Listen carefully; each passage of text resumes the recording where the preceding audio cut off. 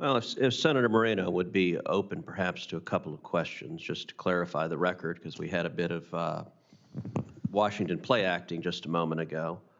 Senator Moreno, is it accurate that you and virtually every other Republican have voted 14 times to reopen the government?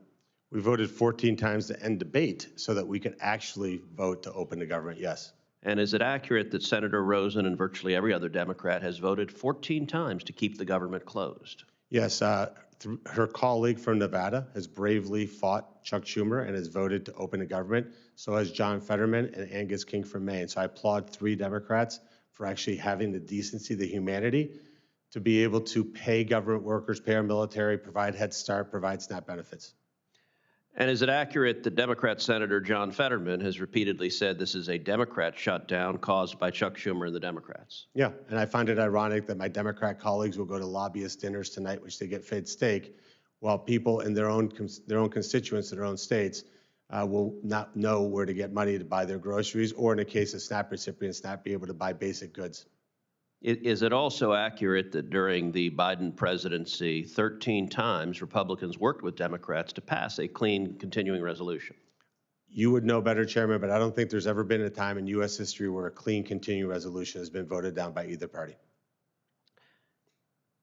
And is it accurate as well that CNN has fact-checked multiple Democrats who have insisted this is not a clean CR, and CNN, sometimes called the Clinton News Network, sometimes called the Communist News Network, has fact-checked the Democrats and said, no, this is in fact a clean CR that your party is voting against?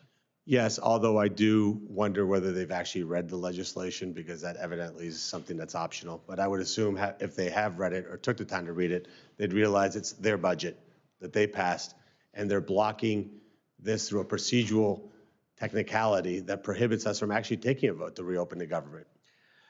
The record will reflect that every one of the questions we just engaged in is objectively true, and it says something that not a single Democrat is here to contest it, that their approach to this is instead to scream and yell while consistently voting to keep the government shut down and to deny pay to thousands of federal workers, including within this committee's jurisdiction, some 50,000 TSA agents who are going to work right now. They missed their last paycheck. They're not being paid, including some 14,000 air traffic controllers who are going to work right now. They're not being paid. And the consequence, we are seeing delays at airports all across the country. We are seeing thousands of delays. We are seeing thousands of flight cancellations.